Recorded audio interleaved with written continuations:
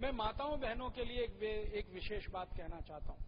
कई विदेशी कंपनियां हमारे देश की माताओं बहनों के लिए गर्भ निरोधक उपाय बेचती हैं। कॉन्ट्रासेप्टिव्स पिल्स के रूप में बेचे जाते हैं, गोलियों के रूप में बेचे जाते हैं, और उनके कुछ अलग अलग नाम है।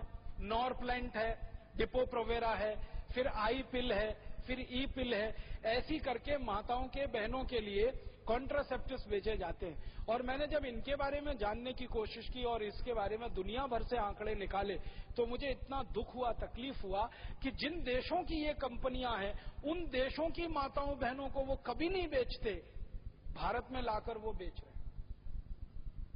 जैसे हमारे देश में माताओं बहनों के लिए डिपो-प्रोवेरा नाम का एक वो बेचा जाता है, एक तकनीक है जो इन्होंने बनाई है कॉन्ट्रासेप्शन के लिए, गर्भ निरोधन के लिए। वो अमेरिका की कंपनी है। कंपनी का नाम है अपजॉन। ये कंपनी को अमेरिका की सरकार ने बंद किया हुआ है, बैन किया हुआ है कि वो डिपो-प्रोवेरा को अमेरिका में नहीं बेच सकते, तो उन्होंने नहीं बेचा। और डिपो-प्रोवेरा का उत्पादन करके वो भारत में ले आए। भारत सरकार से उन्होंने एग्रीमेंट कर लिया, अब यहां धड़ल्ले से बेच रहे हैं। ये इंजेक्शन के रूप में भारत की माताओं को दिया जा रहा है और भारत के बड़े बड़े हॉस्पिटल्स के डॉक्टर ये इंजेक्शंस माताओं बहनों को लगा रहे हैं। परिणाम क्या हो रहा है?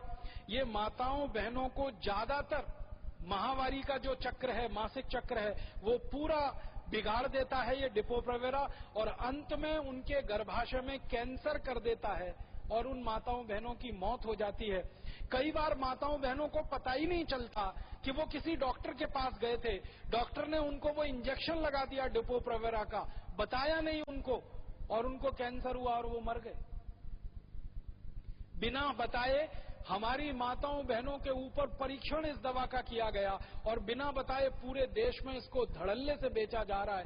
पता नहीं कितने लाख, कितनी करोड़ माताओं बहनों को ये लगवा दिया गया और उनकी ये हालत हो रही।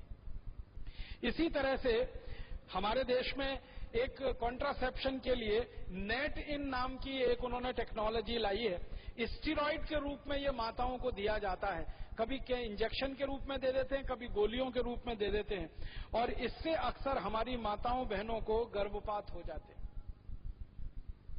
और उनके जो पीयूष ग्रंथि के हार्मोन का सिक्रीशन है वो पूरी तरह से डिसबैलेंस हो जाता है, असंतुलित हो जाता है, और माताएं बहनें बहुत परेशान होती हैं जिनको ये नेट इन दिया जाता है।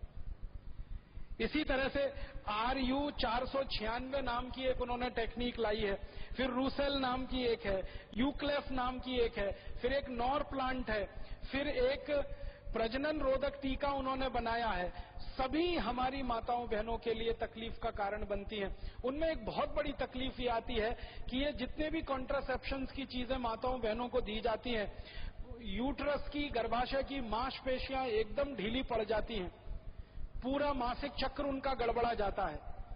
अक्सर माताएं बहनें मासिक समय में बेहोश हो जाती हैं, इतना दर्द होता है उनके शरीर में, लेकिन उनको ये मालूम नहीं होता कि उनको वो कॉन्ट्रासेप्टिव दिया गया, उसके कारण ये हो रहा है।